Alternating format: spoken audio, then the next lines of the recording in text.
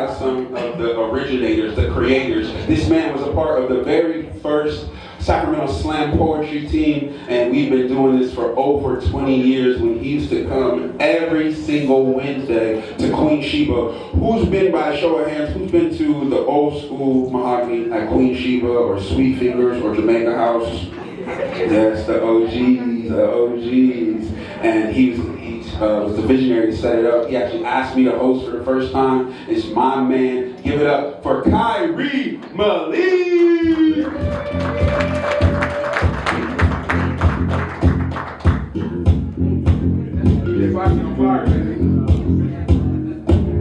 All right.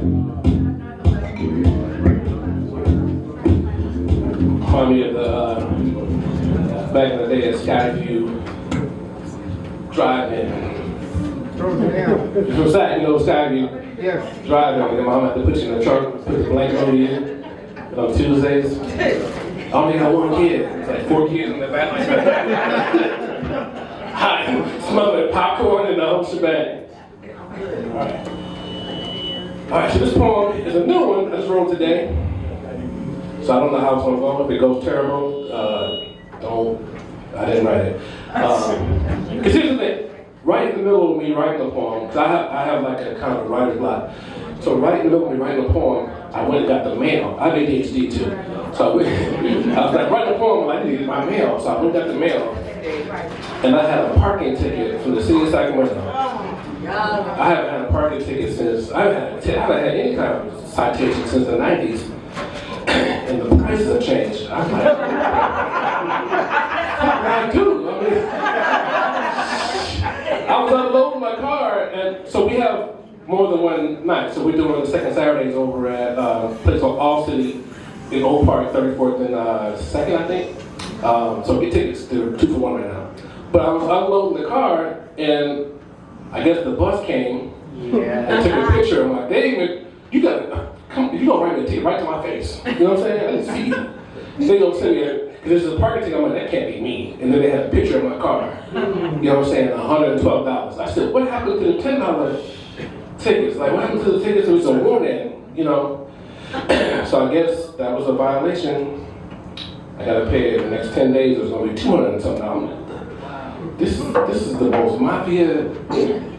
So it kind of put me up. So I don't know if this poem makes sense. I might be considering fuck parking tickets in the middle. I don't know.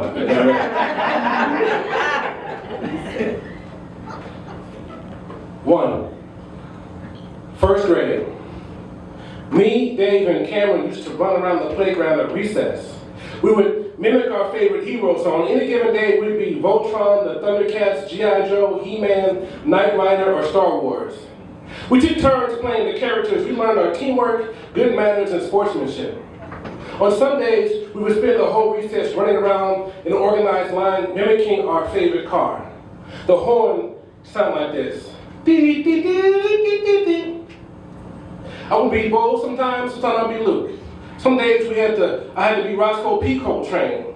Random girls would be Daisy Duke. We would imagine the yard duty as Boss Hogg. The car, the General Lee.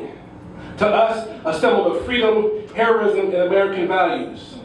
The reality, the car was a tribute to a Southern general who fought to keep black people in slavery. The symbol that on the top of the car was the flag of the South, the Confederate flag. The horn blares out, dee, dee, dee, dee, dee, dee, dee, the song of Dixie. The lyrics go like this. I wish I was in the land of cotton. Was actually the song played on the day that General Lee surrendered. The Dukes of Hazzard is part of my childhood, and the child of me still wants to run around at recess.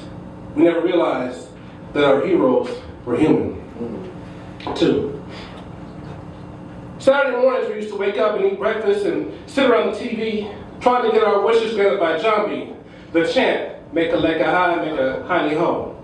We watched John B., Cowboy Bob, Missy Vaughn, and Pee Wee. We were terrorized by Large Marge and the worst action she ever done seen. But as kids, we learned values, imagination, responsibility, and self-care. And then our parents had to explain to us why Pee Wee's Playhouse went off the air. Our heroes are human. 3. Thursday nights were a family night. We gathered around to watch Denise, Claire, Rudy, Bud, Vanessa, and RP Theo, and Dr. Huxtable make us laugh, while reinforcing values and the importance of education and family. The same man who played Dr. Huxtable was the man behind Fat Albert, the Brown Hornet, and also responsible for violating 50 women.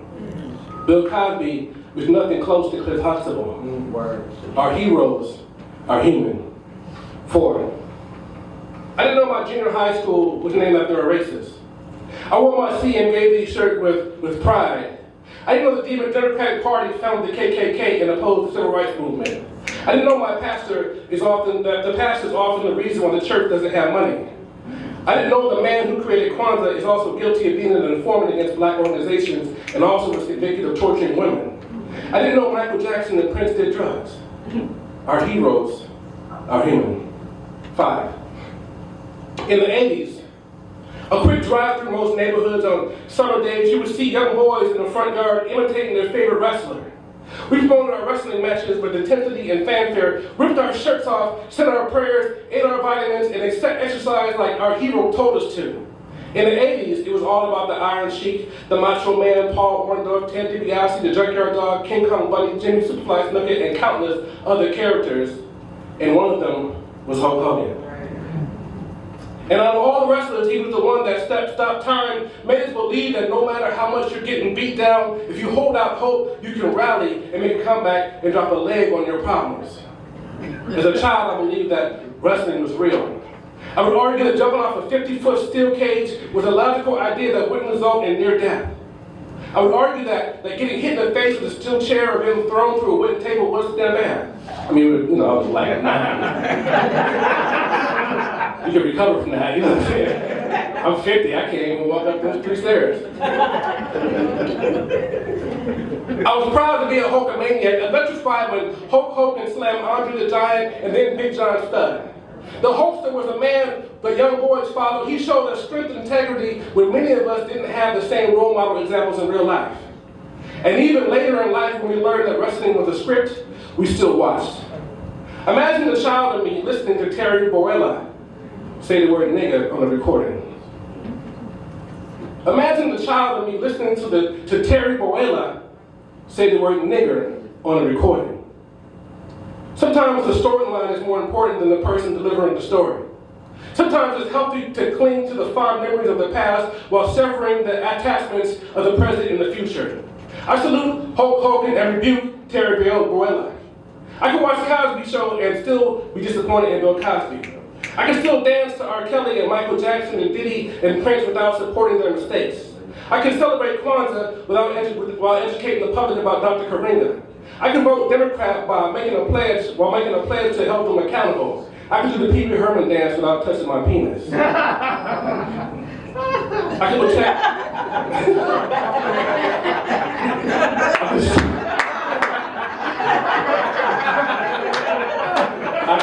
I don't gotta touch it, you know? I'm just saying. I can do it, I don't gotta touch it. Don't gotta touch it. I can protect the young child within by keeping the memories and experiences pure, while also supporting the adult in me that has learned the truth, unfortunately. I can realize that as humans, our heroes will sometimes fall from grace. Our heroes can make mistakes. There's a teachable opportunity in every situation. It's just a matter of asking, what you gonna do? What you gonna do? What you gonna do when your childhood hero falls from grace on you?